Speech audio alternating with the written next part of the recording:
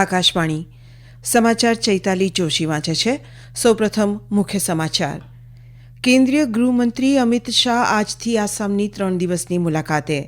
તમિલનાડુના બજેટમાં રૂપિયાનું પ્રતીક બદલવા બદલ મુખ્યમંત્રી સ્ટાલિનની આકરી ટીકા. આજે દેશભરમાં ધૂળેટીની પરંપરાગત રીતે ઉમંગ અને ઉલ્લાસ સાથે ઉજવણી કરવામાં આવી રહી છે.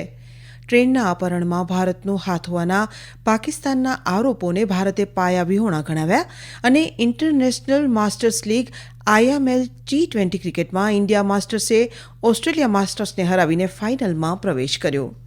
સમાચાર વિગતવાર.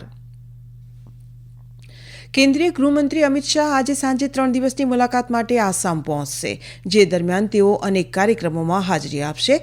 તેઓ જોરહાટ એરપોર્ટથી ગોલાઘાટ જશે અને ડેરગાંવમાં લચિત બરકુન પોલીસ એકેડમીમાં રાત્રિ રોકાણ કરશે. આવતીકાલે સવારે મિઝોરમ જતા પહેલા શ્રી શાહ અત્યાધુનિક પોલીસ એકેડમીનું ઉદ્ઘાટન કરશે. બપોરે 2 વાગે તેઓ આસામ રાઇફલ્સના જોખાવસાંગમાં સ્થાનાંતરણ માટે આઇઝોલમાં આયોજિત એક કાર્યક્રમમાં હાજરી આપશે. બાદમાં તેઓ રાત્રિ રોકાણ માટે ગુવાહાટી પાછા ફરશે. રવિવારે ગૃહમંત્રી કોકરાઝાર જિલ્લામાં ઓલ બોડો સ્ટુડન્ટ્સ યુનિયનની 57મી વાર્ષિક પરિષદને સંબોધન કરશે. મોરિશિયસના વિદેશ મંત્રી ધનંજય રામફલે પ્રધાનમંત્રી નરેન્દ્ર મોદીની પ્રશંસા કરી છે. તેમણે નજીકના ભવિષ્યમાં વિશ્વના ત્રીજા સૌથી મોટા અર્થતંત્ર બનવાની દિશામાં ભારતની આગેકૂચનો શ્રેય શ્રી મોદીને આપ્યો છે. શ્રી રામફળે જણાવ્યું કે ભારત આર્થિક મહાશક્તિ તરીકે ઉપસી રહ્યું છે, તેટલું જ નહીં પણ મહાસત્તા તરીકે પણ ઉપસી રહ્યું છે. શ્રી રામફળે પોર્ટ લુઇસમાં જણાવ્યું કે આગામી વર્ષોમાં બધાની નજર ભારત પર રહેશે. તેમણે જણાવ્યું કે મોરિશિયસ ભારત સાથે વિશેષાધિકાર પ્રાપ્ત સંબંધ રાખવા અંગે સન્માનિત અનુભવી રહ્યું છે. તમિલનાડુમાં બજેટમાં રૂપિયાના પ્રતીકને બદલવા બદલ ડીએમકેના મુખ્યમંત્રી MK સ્ટાલિનની ચારેકોરથી ટીકા થઈ રહી છે. કેન્દ્રીય નાણામંત્રી નિર્મલા સીતારમણે મુખ્યમંત્રી MK સ્ટાલિન દ્વારા ટ્વિટર પર એક પોસ્ટમાં મૂળ રૂપિયાના પ્રતીકને તમિલ રૂપિયા સાથે બદલવા બદલ ડીએમકે સરકારની ટીકા કરી છે. નાણામંત્રીએ ડીએમકે સરકાર પર રૂપિયાના પ્રતીકનો અનાદર કરવાનો આરોપ લગાવ્યો. આ ચિહ્ન તેમના એક જ ધારાસભ્યના પુત્ર દ્વારા ડિઝાઇન કરવામાં આવ્યું હતું. તેમણે જણાવ્યું હતું કે આ ડિઝાઇન યુપીએના સમયગાળા દરમિયાન સ્વીકારવામાં આવી હતી, જેમાં તેઓ ભાગ હતા. ભૂતપૂર્વ મુખ્યમંત્રી અને વિપક્ષી નેતા પલાનીસામીએ પણ ડીએમકે સરકાર પર મુખ્ય મુદ્દાઓથી બચવાનો અને મૂર્ખામીભરી રાજકીય રમત રમવાનો આરોપ લગાવ્યો. રાજ્યના ભાજપ પ્રમુખ કે અન્નામલાઈએ પણ સરકાર પર લોકોનું ધ્યાન ભટકાવવા અને બેવડા ધોરણ જાળવવાનો આરોપ લગાવ્યો. ઉત્તર પ્રદેશના મુખ્યમંત્રી યોગી આદિત્યનાથે જાહેરાત કરી છે કે રાજ્યની તમામ મ્યુનિસિપલ કોર્પોરેશનોને સૌર શહેરોમાં પરિવર્તિત કરવામાં આવશે. ગોરખપુરમાં આયોજિત રાષ્ટ્રીય સ્વચ્છ હવા કાર્યક્રમ NCAP પર 3 દિવસીય વર્કશોપ અને રાષ્ટ્રીય પરિષદના સમાપન સત્ર દરમિયાન આ જાહેરાત કરવામાં આવી. મુખ્યમંત્રી યોગીએ જણાવ્યું હતું કે ઉત્તર પ્રદેશ 22,000 મેગાવોટ સ્વચ્છ ઉર્જા ઉત્પાદનનું લક્ષ્ય ધરાવે છે. 22,000 मेगावाट की रिन्यूएबल एनर्जी के लिए, जिसमें से अब तक हम लोग लगभग 6,000 रिन्यूएबल एनर्जी बना चुके हैं सोलर पैनल के माध्यम से. अयोध्या आज देश की पहली सोलर सिटी है जहां पर जितनी भी रिन्यूएबल एनर्जी हमारी बन रही उसी से वहां की स्ट्रीट लाइट जलती. स्ट्रीट लाइट के लिए हम हाइड्रो या थर्मल पावर का उपयोग नहीं करते, वहां पर हम लोग सोलर पैनल हम लोगों ने लगाए हैं, उसी से स्ट्रीट लाइट अयोध्या की जलती है. ऐसे ही 17 के 17 म्यूनिसिपल कारपोरेशन को हम लोगों ने इसके साथ जोड़ने का कार्य किया है और 6,000 मेगावाट तक हम बना चुके हैं. આજે દેશભરમાં રંગોના પર્વ ધૂળેટીની પરંપરાગત રીતે ઉમંગ અને ઉલ્લાસ સાથે ઉજવણી કરવામાં આવી રહી છે. ઉત્તર પ્રદેશમાં વ્રજમંડળથી માંડીને અયોધ્યાધામ સુધી લોકો ધૂળેટીના રંગે રંગાઈ ગયા છે. મુખ્યમંત્રી યોગી આદિત્યનાથે આજે ગોરખપુરમાં ભગવાન નૃસિંહ વિશ્વયાત્રાને પ્રસ્થાન કરાવ્યું હતું. રાજ્યમાં કાયદો અને વ્યવસ્થાની સ્થિતિ જાળવવા સલામતીનો પૂરતો બંદોબસ્ત કરવામાં આવ્યો છે. લખનૌના અમારા સંવાદદાતાનો અહેવાલ સાંભળીએ.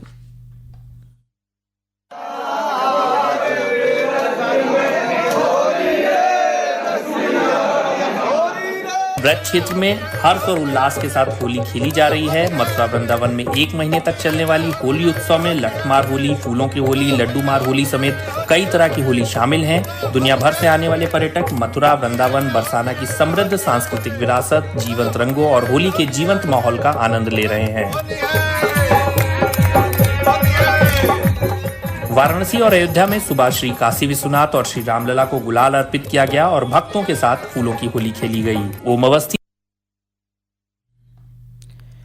કોલકાતાના અમારા સંવાદદાતા જણાવે છે કે પશ્ચિમ બંગાળમાં હોળીને ડોલયાત્રા તરીકે ઉજવવામાં આવે છે. હાવરા જિલ્લામાં બેલુર મઠ ખાતે ભક્તો મોટી સંખ્યામાં આવી રહ્યા છે. ગોડિયા મઠે કોલકાતામાં ભાગવત સભા અને ઘોર પરિક્રમા જેવી વિધિનું આયોજન કર્યું છે. આ સમાચાર આપ આકાશવાણી પરથી સાંભળી રહ્યા છો. આ સમાચાર આપ અમારી YouTube channel AIR news Gujarat પર પણ સાંભળી શકશો.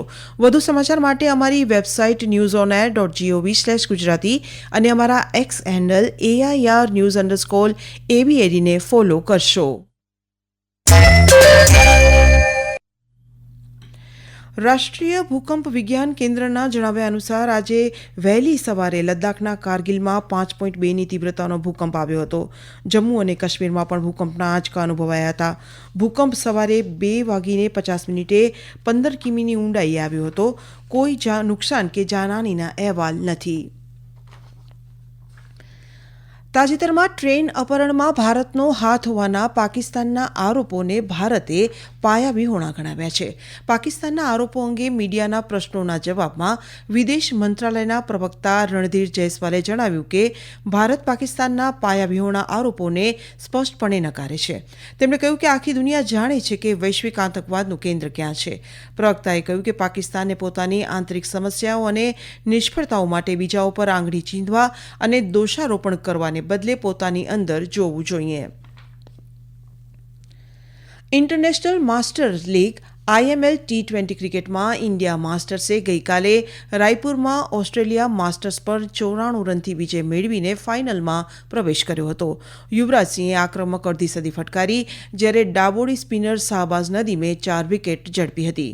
આજે બીજી સેમીફાઇનલમાં શ્રીલંકા માસ્ટર્સનો સામનો વેસ્ટ ઇન્ડિઝ માસ્ટર્સ સામે થશે. રાયપુરમાં આ મેચ સાંજે 7:30 વાગે રમાશે. શ્રીલંકાના કચ્ચા થીવુમાં આજથી વાર્ષિક સેન્ટ એન્થોની ફેસ્ટિવલ શરૂ થઈ રહ્યો છે. ભારત અને શ્રીલંકાના માછીમારો ખૂબ ઉત્સાહથી તેમાં ભાગ લઈ લે છે. રામનાથમપુરમના જિલ્લા મેજિસ્ટ્રેટે આજે સવારે યાત્રાળુઓને લઈ જતી હોડીઓને લીલી ઝંડી આપી હતી. આ બોટ લગભગ 2.5 કલાકમાં કચ્ચા થીવુ પહોંચશે. આ ઉજવણી આજે સાંજે શરૂ થશે અને આવતીકાલ સુધી ચાલુ રહેશે. આ પછી ભારતીય માછીમારો ઘરે પાછા ફરશે. માછીમારોના આશ્રયદાતા સંત ગણાતા પદુઆના એન્ટોનીના નામ પરથી નામ આપવામાં આવેલા ચર્ચમાં સેન્ટ એન્થોની ફેસ્ટિવલ બંને દેશોના માછીમારો હાજરી આપે છે. હવામાન વિભાગે આજે જમ્મુ કાશ્મીર, લદ્દાખ, ગિલગિટ બાલ્ટિસ્તાન, મુઝફ્ફરાબાદ, અરુણાચલ પ્રદેશમાં છૂટાછવાયા સ્થળોએ ભારે વરસાદની આગાહી કરી છે. પંજાબ, હરિયાણા, ચંદીગઢ, દિલ્હી, રાજસ્થાન, નાગાલેન્ડ, મણિપુર, મિઝોરમ અને ત્રિપુરામાં દિવસભર ભારે પવન અને વાવાઝોડા સાથે વરસાદ વળી શકે છે. આસામ, મેઘાલય, નાગાલેન્ડ, મણિપુર, મિઝોરમ અને ત્રિપુરામાં પણ છૂટાછવાયા સ્થળે કરા પડવાની પણ શક્યતા છે. હવામાન વિભાગે આજે સૌરાષ્ટ્ર, કચ્છ, વિદર્ભ, છત્તીસગઢ, ઝારખંડ, ઉત્તર દરિયાકાંઠાના આંધ્રપ્રદેશ અને ઓડિશામાં ગરમીનું મોજું પ્રવર્તવાની આગાહી કરી છે. યુક્રેનમાં ચાલી રહેલા સંઘર્ષનો અંત આણવા પ્રયત્ન કરવા બદલ રશિયન પ્રમુખ વ્લાદિમીર પુટિને પ્રધાનમંત્રી નરેન્દ્ર મોદી અને અમેરિકન રાષ્ટ્રપતિ ડોનાલ્ડ ટ્રમ્પ સહિતના વૈશ્વિક નેતાઓ પ્રત્યે આભાર વ્યક્ત કર્યો છે.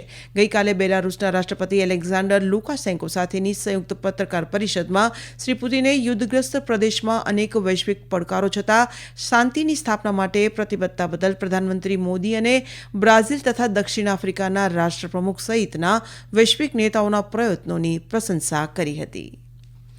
અંતમાં મુખ્ય સમાચાર ફરી એકવાર. કેન્દ્રીય ગૃહમંત્રી અમિત શાહ આજથી આસામની 3 દિવસની મુલાકાતે.